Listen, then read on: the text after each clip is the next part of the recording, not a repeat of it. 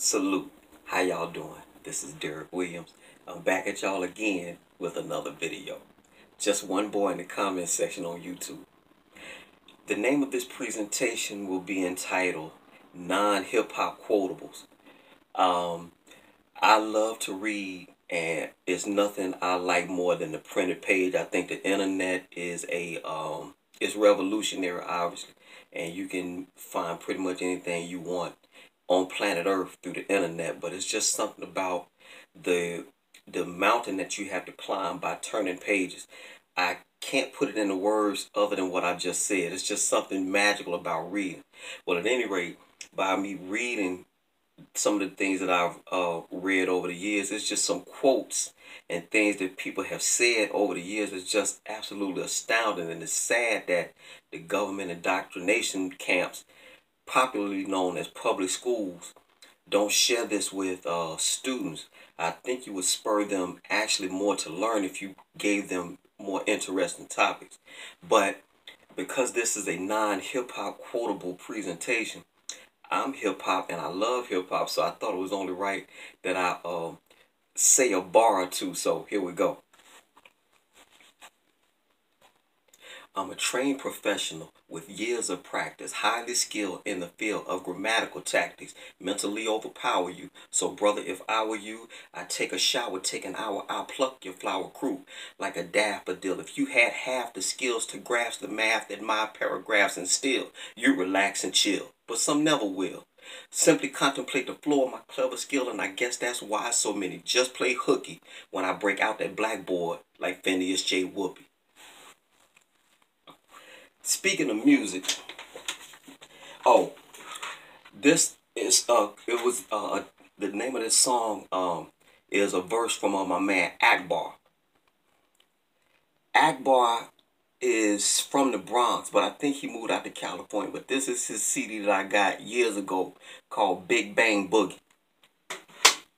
But speaking of music, I wanted to point out two things within with the music and kids.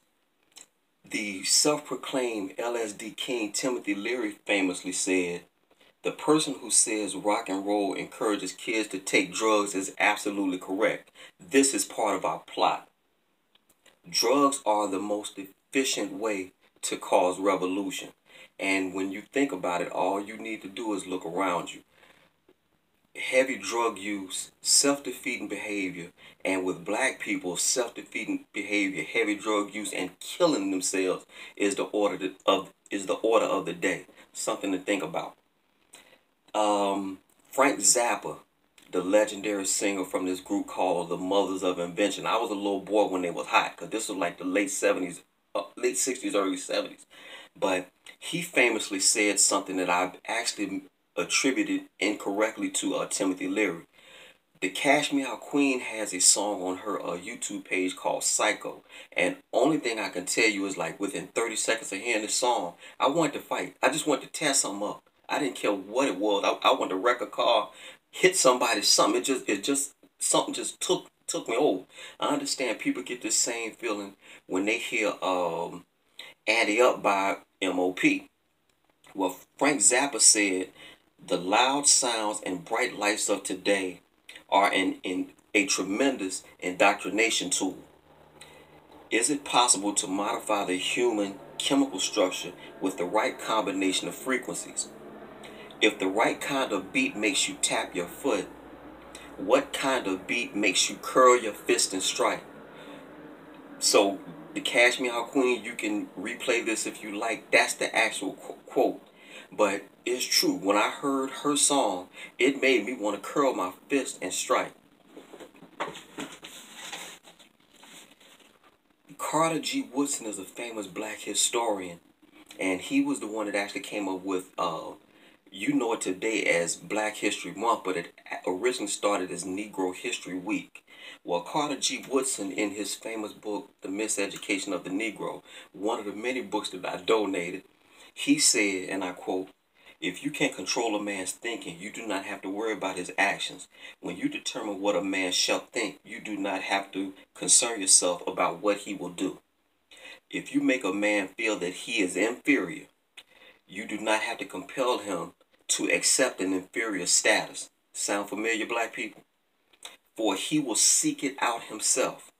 I'm hood, I'm ghetto, that's how it is. I'm from the street. Things of this nature. If you make a man think he is justly an outcast, you do not have to order him to a back door. And this is the part of the quote that got me, and it just, damn. He will go without being told. If there is no back door, his very nature will demand one. Something to think about, black people. You are not a spook, a spick, a jig, a porch monkey, a sambo, a spear chucker. You're not the N-word with the ER or the A. You started civilization. Hang your hat on that. Derek does. Prince Philip, y'all know the decrepit white boy that was at Meghan Markle's and Prince Harry's wedding over the summer, the one with the buttery teeth.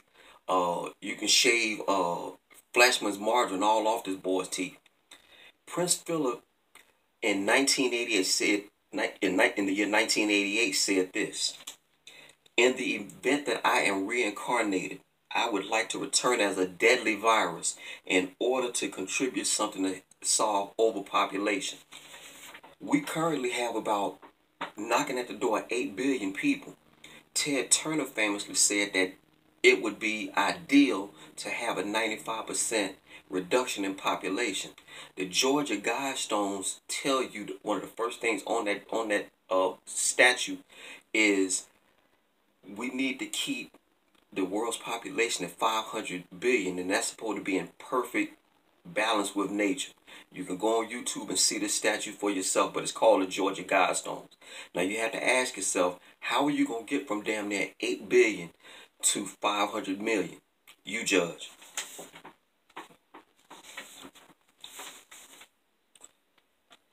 Also here in New York City, we had a Building 7.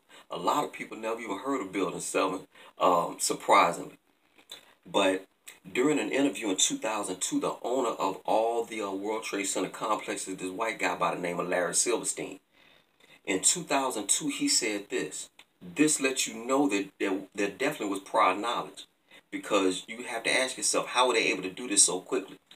At 5:27 p.m. on September 11, 2001, you had Building 7, which was not hit by a plane, fall at free fall speed. But maybe this will make some sense to you as to why it fell at free fall speed.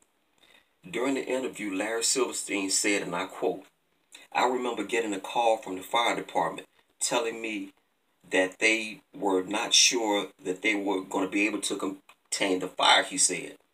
We've had such a terrible loss of life. Maybe the smartest thing to do is to pull it. And they made the decision to pull, and then we watched the building collapse.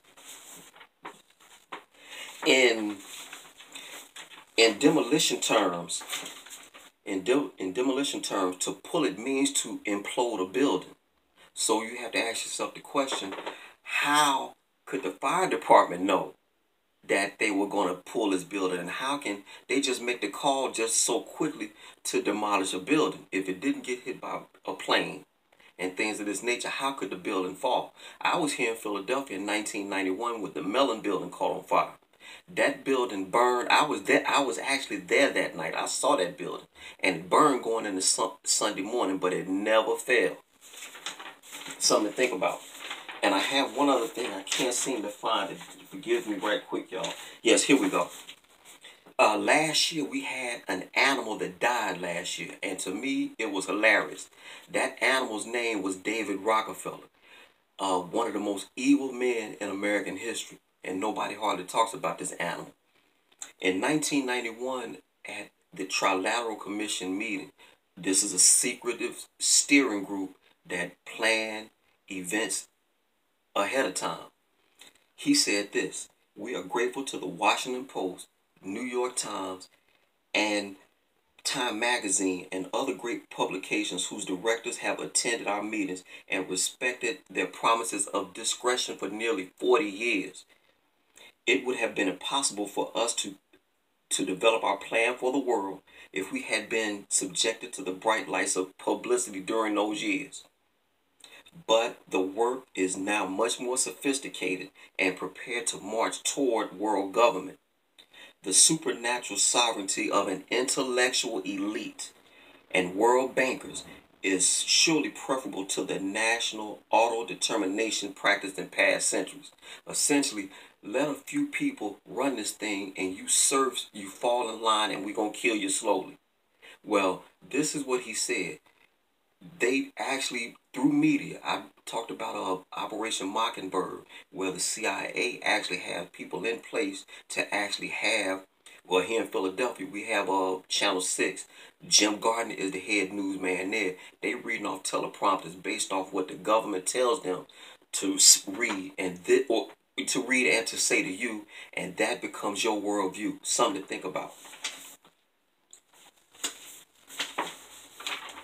And speaking of secrecy, President John F. Kennedy famously said, the very word secrecy in a free and open society is repugnant.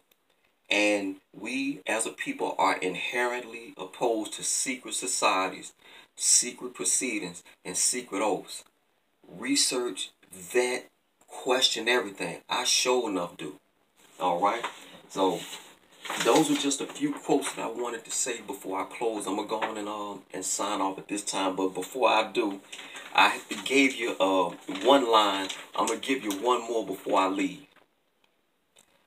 Some underestimate and miscalculate my intent to create what I call the great. Till I made a song, then I proved them wrong. See my song so strong and make them come along. Come in the door, get on the floor. Hard rock, hard hitting, hip hop, hardcore, causing casualties and catastrophes and casualties for a sucker MC. Using strategies to get the best of me. You dirty rat MCs, whoever you may be, you need to go down south. You need to shut your mouth, because it's all about no doubt, because we turning out. Y'all take care of yourself, Greenville, Mississippi, till I die.